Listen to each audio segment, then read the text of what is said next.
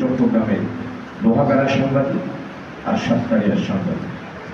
আপনাদের প্রত্যেকটা পত্রিকার মিডিয়া আমার প্রতিনিধিরা যে এখানে কাজ করতেছেন এর চেয়ে বড়, বিশেষ করে আমাদের মতো যারা রাজনৈতিক কর্মী তাদের জন্য এর চেয়ে বড় পাওয়া কিছুই নয়। আমি অন্তরের অন্তঃস্থল থেকে আল্লাহর কাছে শুকরিয়া আদায় করছি, আপনাদের কাছে কৃতজ্ঞতা প্রকাশ করছি। আপনারা সাংবাদিক বন্ধুরা অনেক নির্যাতন, নিপীড়ন, অনেক বাধা বিপত্তি এবং অনেক ধরনের আপনারা বিশেষ করে মানুষের কথাকে আপনারা হজম করে আমাদের বিশেষ করে দক্ষিণ চট্টগ্রাম আর বিশেষ করে জাতির এই কান্তি লগ্নে আপনারা জাতির বিবেক হিসাবে, জাতির আয়না দর্পণ হিসাবে আমাদের সাতকারিয়া লোহাগাড়ার সাংবাদিকদের এক উচ্চ পায়রা যে কাজ করে যাচ্ছেন সেই জন্য আমার পক্ষ থেকে আন্তরিকভাবে আপনাদের সবার প্রতি শুকরিয়া জানাচ্ছি, কৃতজ্ঞতা জানাচ্ছি। আমার পক্ষ থেকে আন্তরিকভাবে শুভেচ্ছা জানাচ্ছি বাংলাদেশ জামাত ইসলামী চট্টগ্রাম দক্ষিণ জেলার একজন আমি নগণ্য আপনাদের ভাই হিসাবে আপনাদের সবার প্রতি আন্তরিক কৃতজ্ঞতা জানাচ্ছি। তো আপনারা মিডিয়ার যারা আছে পিকচারটা নিয়েছে, পিছনে যারা আছে আর সেই অঞ্চলের মানুষকে জাগ্রত রেখেছে, এই মানুষের দুঃখ দুর্দশা আমাদের ব্যথা বেদনা সব কিছু আপনারা পত্রিকার মাধ্যমে জাতির কাছে নিয়ে আসতেছে। আপনারা জানেন বাংলাদেশ জামাত ইসলামী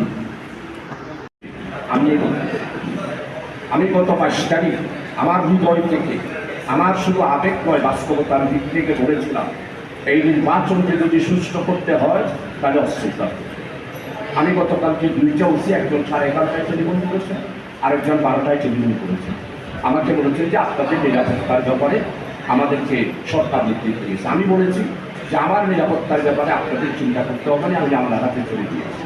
আপনারা আমাদের জনগণের নিরাপত্তার জন্য কি করা যায়, ভোটারদের নিরাপত্তার জন্য কি করা যায় সেটাই চিন্তা করছি।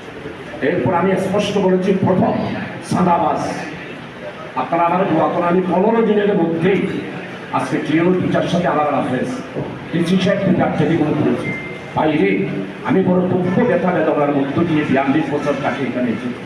অস্ত্রোদ্ধার অবশ্যই হতো এবং অস্ত্রোদ্ধার না হলে সুষ্ঠু নির্বাচন আমার মনে হয় সংকটের মধ্যেই পড়ে যায়। আমি আপনাদের মাধ্যমে এখনো বলছি, আজকে আমাদের এইখানে আমি বাহিনী বলবো না, সন্ত্রাসী বলবো না, তবে অস্ত্র এইখানে চট্টগ্রাম আর ঢাকাতে আমার মনে হয় বাংলাদেশের মধ্যে সবচেয়ে বেশি ক্রুশিয়াল একটা টাইম, সেটা হলো যে এখন অস্ত্র আসছে।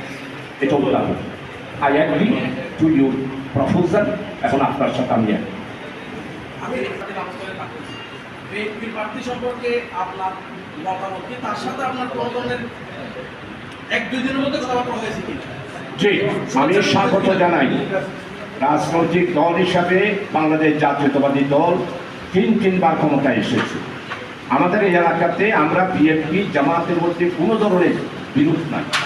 রাজনৈতিক বক্তব্য বিভিন্ন দলের থাকতে পারে, এর মধ্যেই আমি বিএনপির অনেক নেতার সাথে আমার কথা হয়েছে।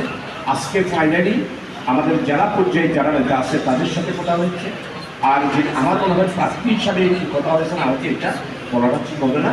এবং আমি ওনার সুস্বাস্থ্য কামনা করি, ওনার রাজনৈতিক দিক থেকে ওনার বক্তব্য এবং এই সেই যা আসবে আমি পরবর্তী পর্যায়ে আমার পক্ষ থেকে যদি কোনো বক্তব্য থাকে তাই আমি থ্যাংক ইউ।